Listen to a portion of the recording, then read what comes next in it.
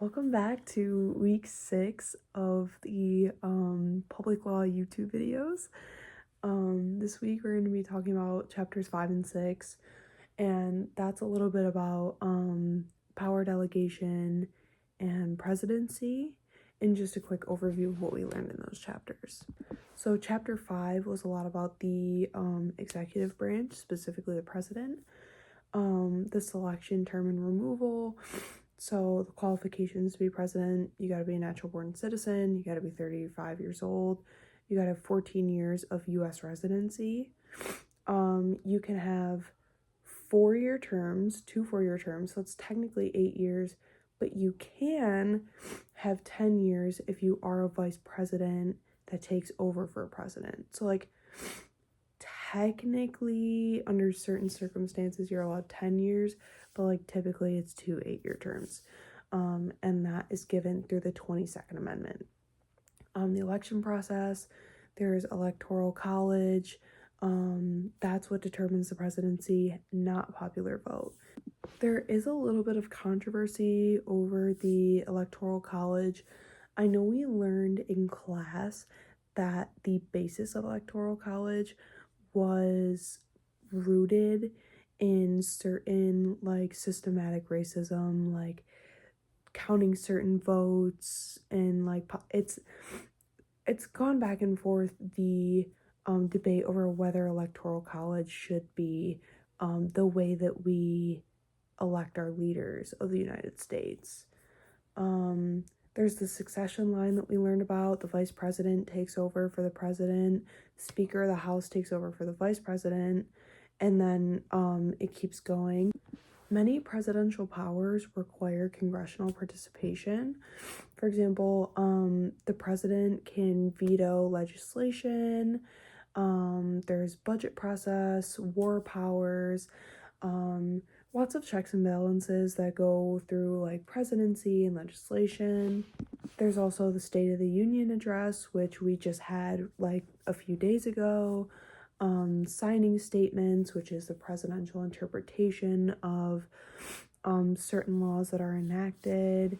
It's kind of controversial when it's used because like it kind of limits enforcement. So appointments and removals: the president appoints cabinet members, federal judges, and ambassadors.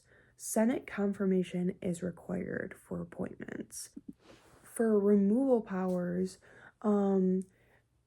presidents can remove executive officials.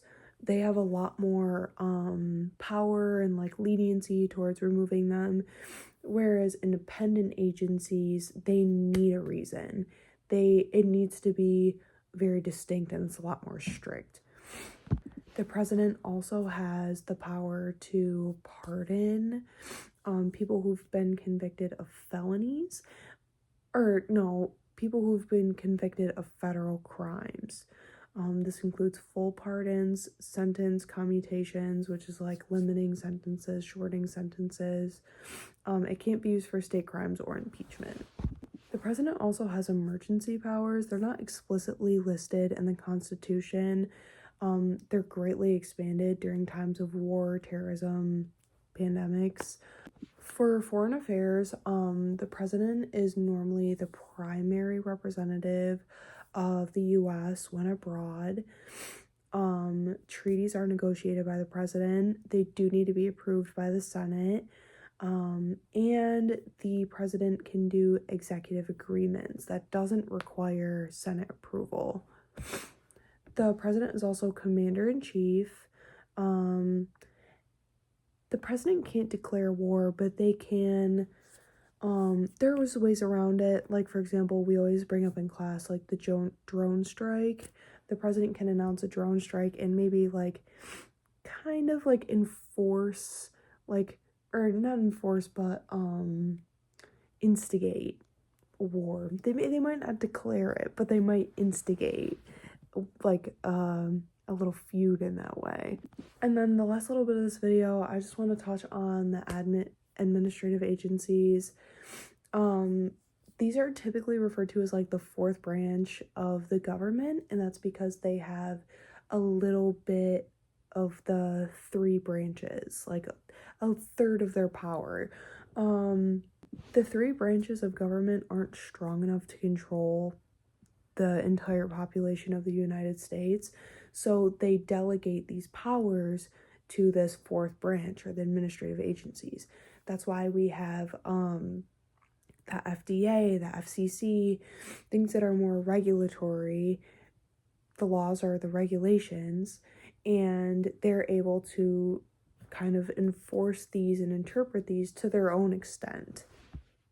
Nearly every administrative agency we have is created through Congress, and that's through the lawmaking power.